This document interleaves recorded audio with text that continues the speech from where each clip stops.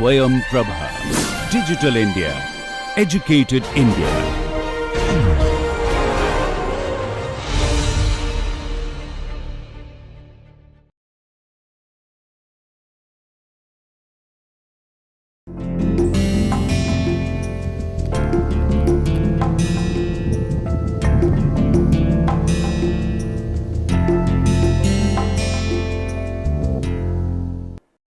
Hello and welcome to the 16th session of our discussion on machining science.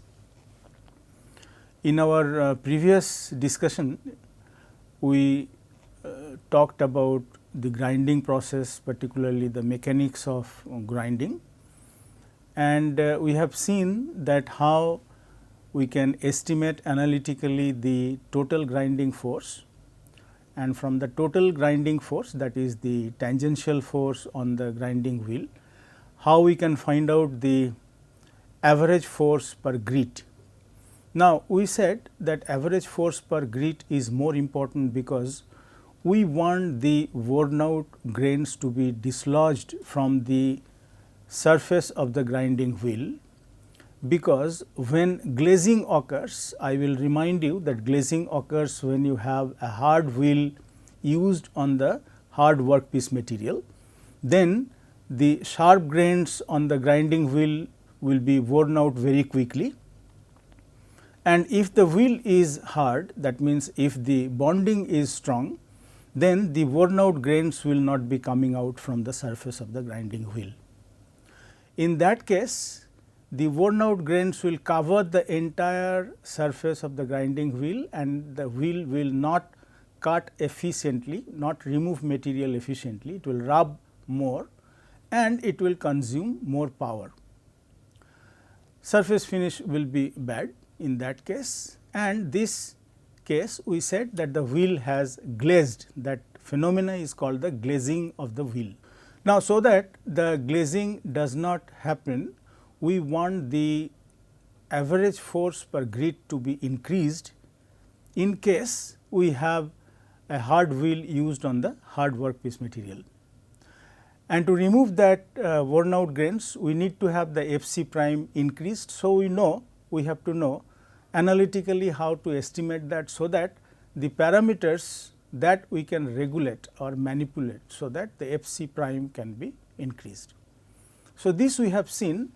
And while looking at the FC prime, estimation of the FC prime, you must have noticed that it has been found out through the power consumption in grinding.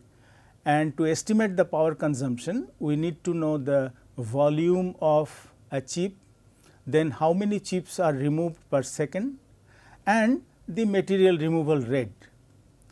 So, while making that, while estimating the volume of the chip, the number of chips and the MRR, we found out what is the maximum uncut thickness.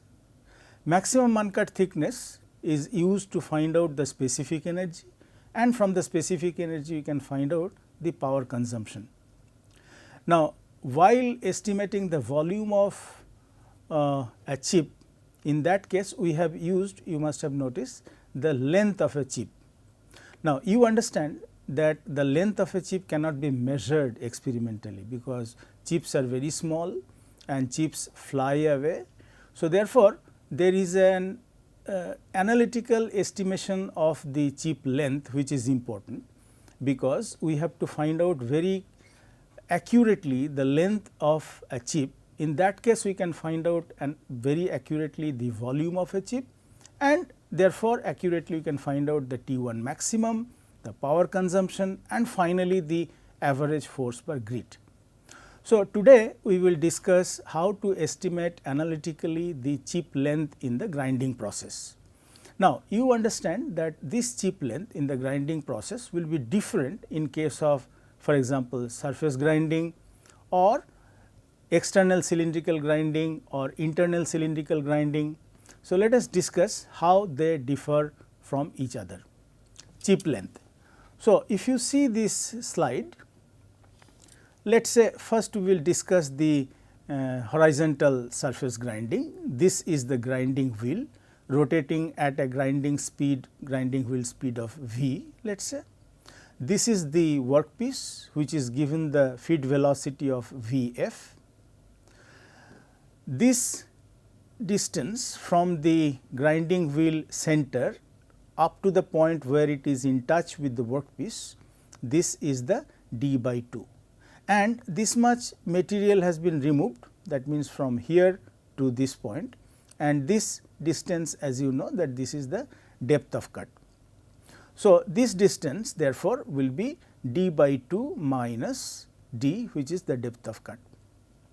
Now, this A and O, from O and B, this is the chip length, and this is what we have to determine analytically.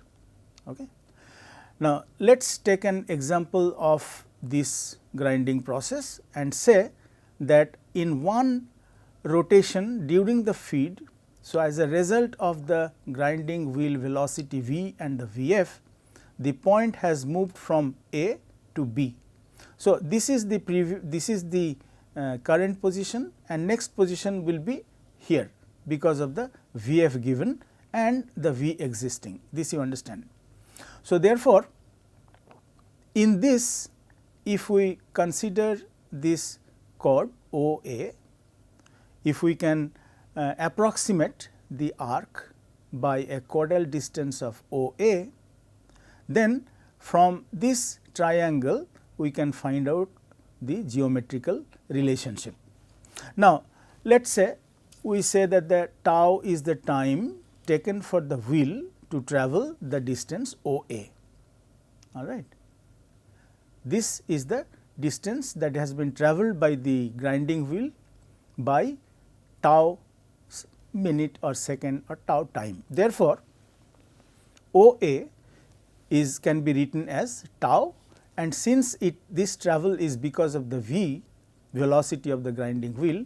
So, this will be OA is equal to tau and the Vc. So, this has been taken as Vc anyway. So, this Vc and V is the same. Now, this distance AB, this is the distance on the workpiece, and this distance has been moved because of the feed velocity given to the workpiece. So, therefore, time taken for the wheel to go from O to A will be the same as when it is going from A to B, but A to B distance is travelled because of the Vf. So, therefore, AB we will be writing as the same time tau into Vf. So, OA once again is the tau into Vc. Now, this tau can be replaced by from here we can find out that this is the OA divided by Vc, that is what we have done here.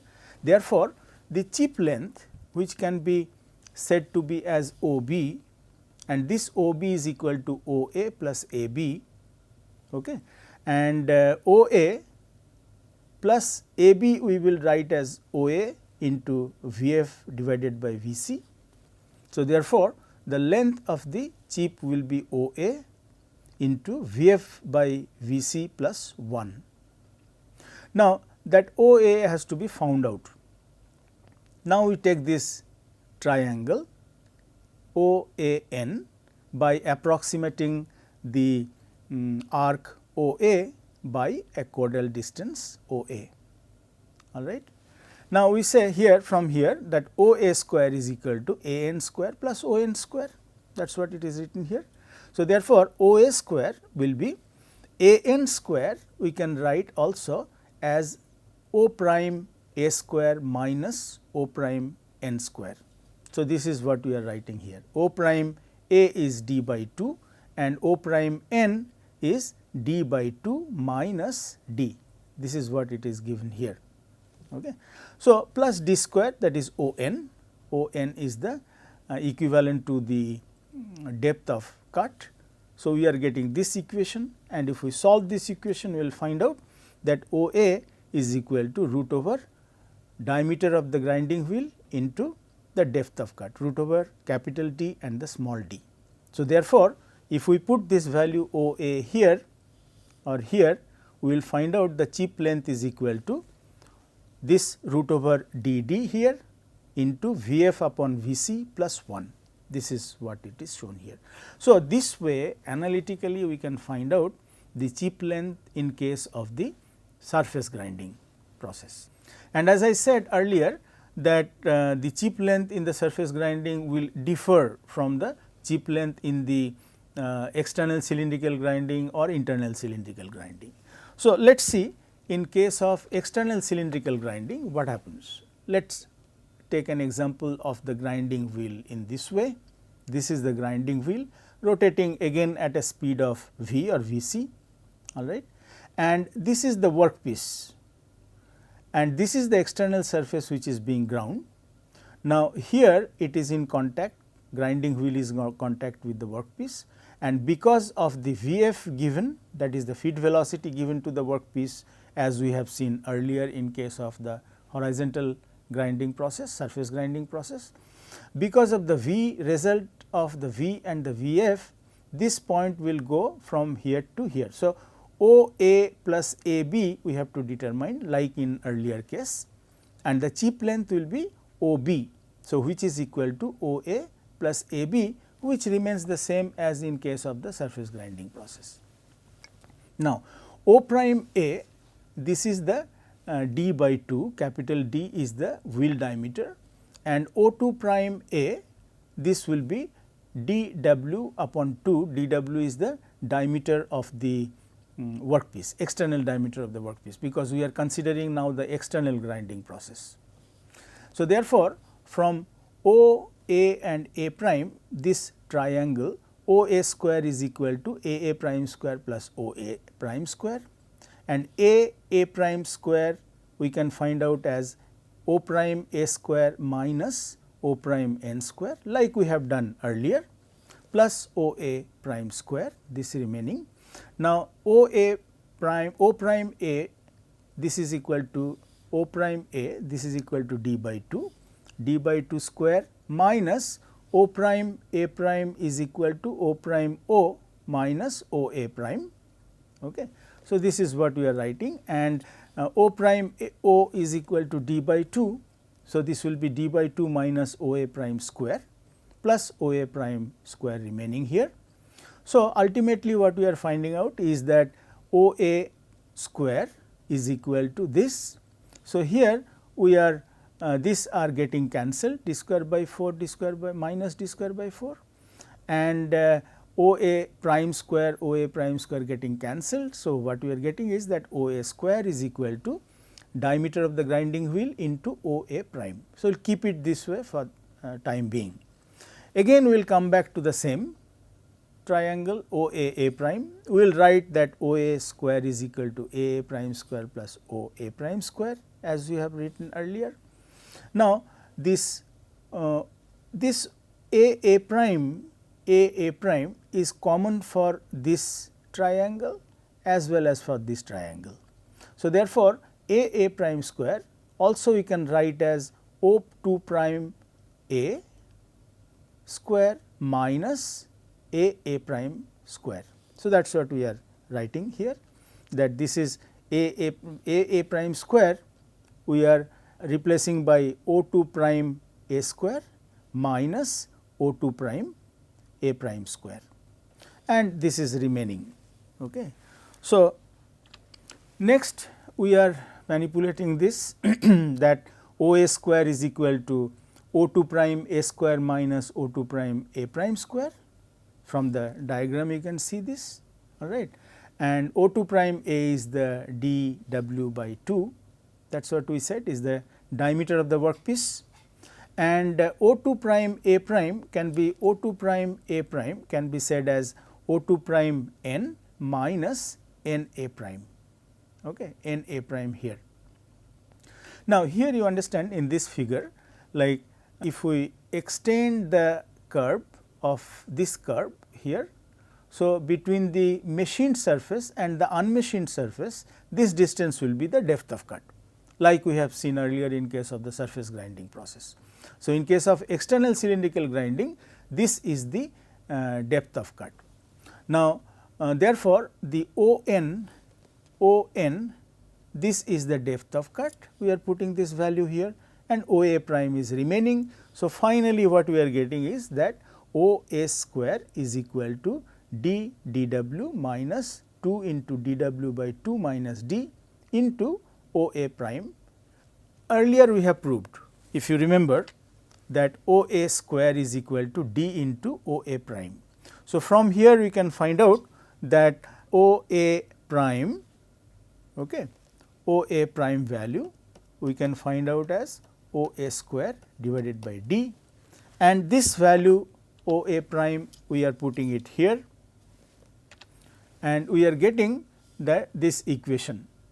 So, if you solve this equation, you will find out finally that OA square is equal to this value, that is d small d into capital D divided by 1 plus capital D upon dw, which is the diameter of the workpiece.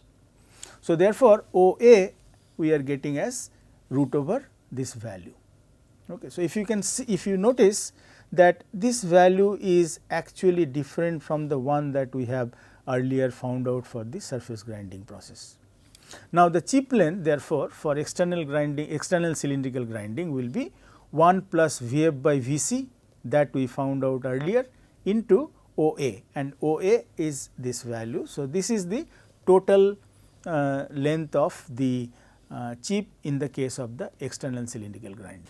Now, let us see what happens in the case of the internal cylindrical grinding, and again I am telling you that in case of internal cylindrical grinding, because of the configuration of the grinding process, because of the very properties of the grinding process, the chip length will be different than in case of the surface grinding process or the external cylindrical grinding process. Let us see the what happens in case of the internal cylindrical grinding.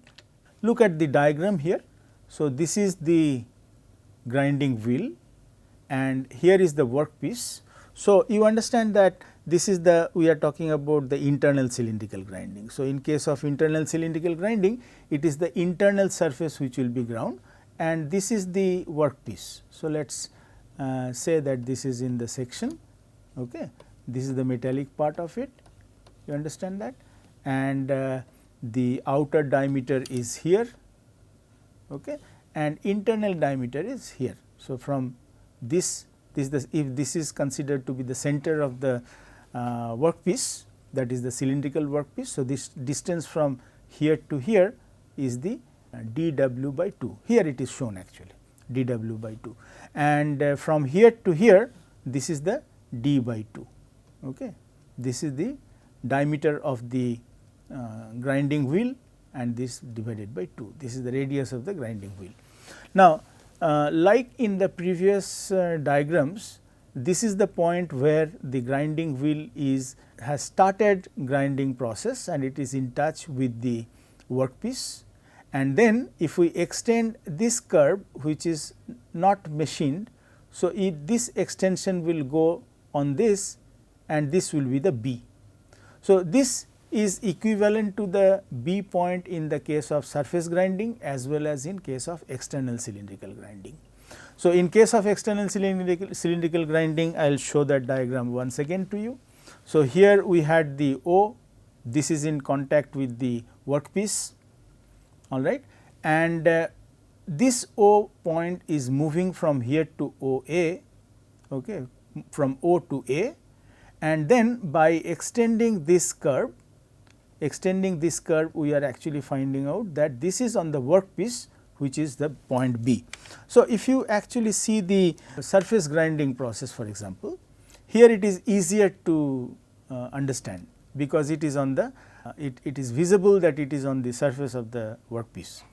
So, once again that O, A and B, this we are considering equivalent to the surface grinding as well as the external cylindrical grinding.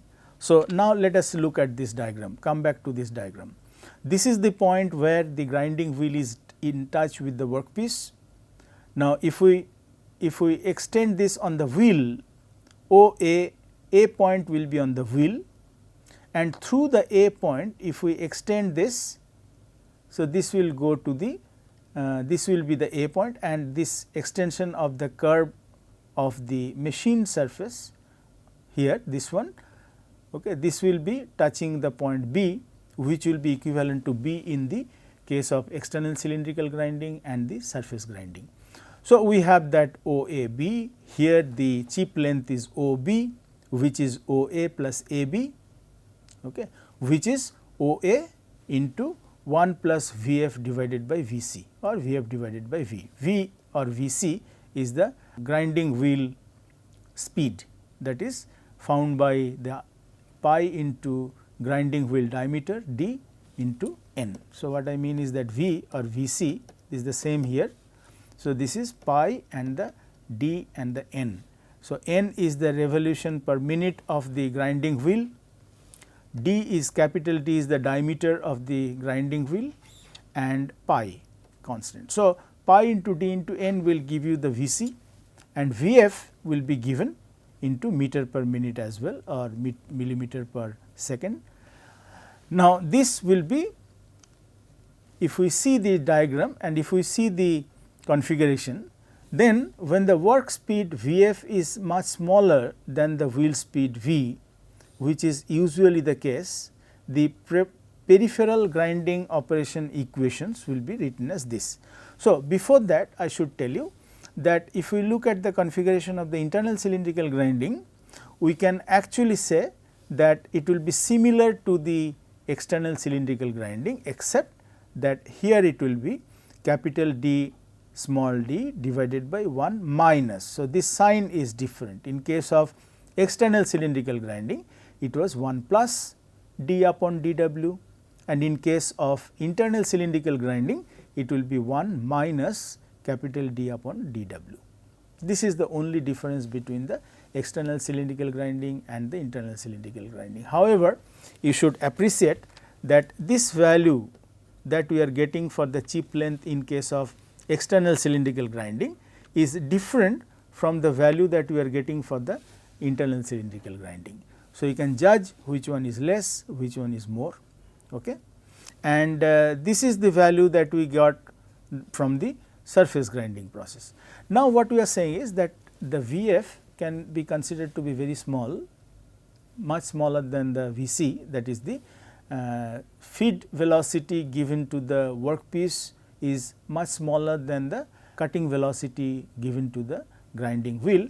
In that case, we can ignore this factor, that is 1 plus Vf by V can be considered to be is equal to 1, because Vf and V we are not considering, okay, this is same, and therefore, the chip length in the surface grinding can be considered as the root over d into small d.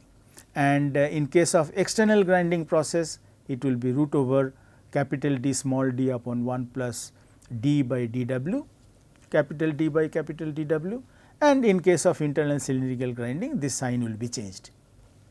Now, if you remember, when we were discussing the mechanics of grinding process, initially we said that we have to take the volume of a chip.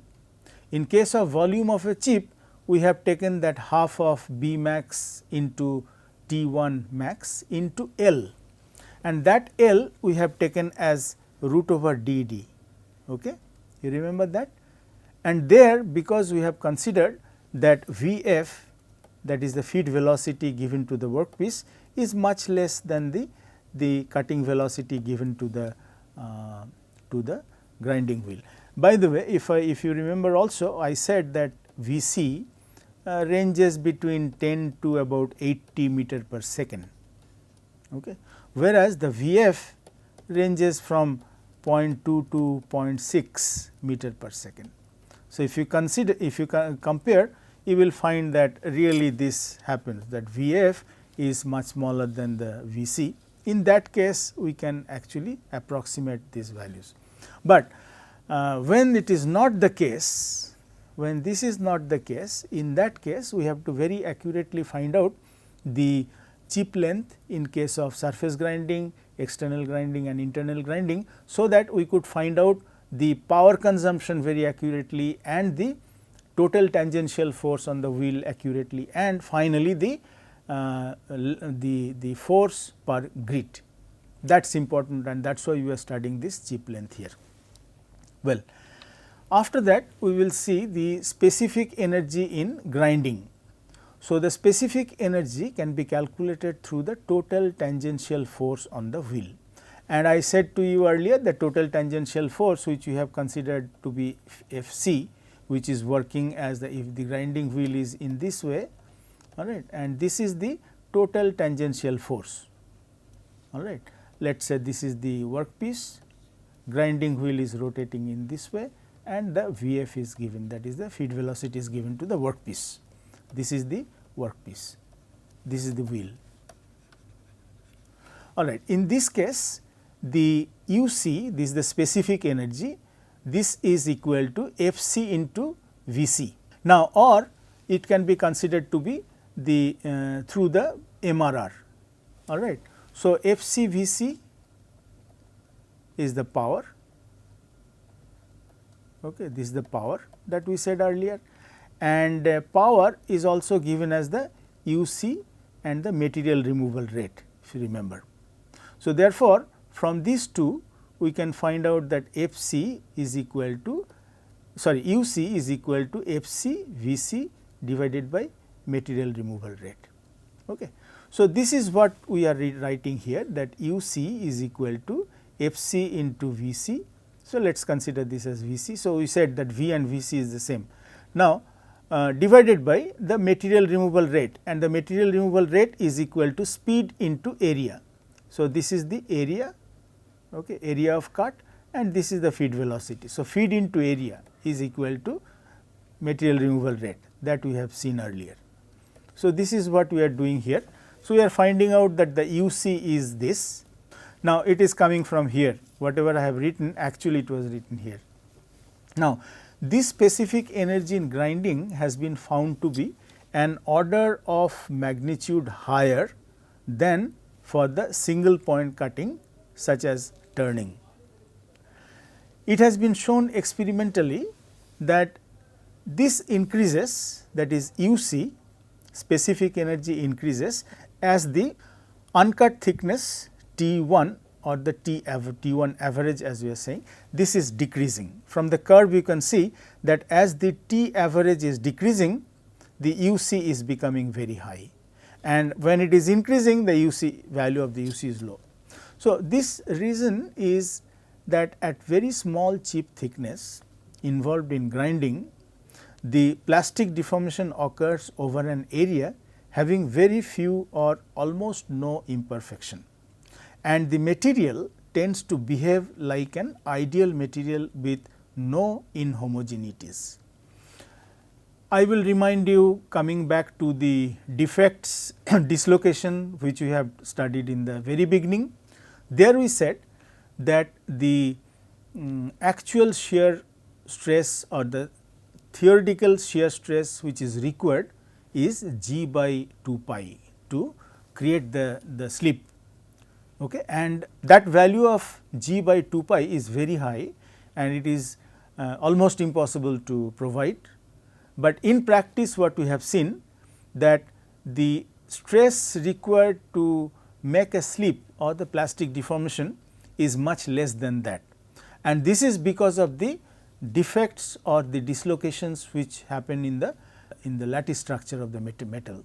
Same thing happens here, that at a very small T 1 the imperfections do not lie there, okay. The defects or imperfection lie little below that, and that layer, in case of grinding it is very small T 1 which is uncut thickness. Within that layer, since there is no imperfection, so that layer can be considered as an ideal material, and for an ideal material you know that the shear stress required is very high. So, therefore, the power consumption is very high and the specific energy will be very high. That is the reason why this happens, that in grinding the very high specific energy is required for removing the small T 1 which is the uncut thickness. Now, this is the effect that when the T 1 decreases, the U c increases or the specific energy increases. This effect is called the size effect. Okay.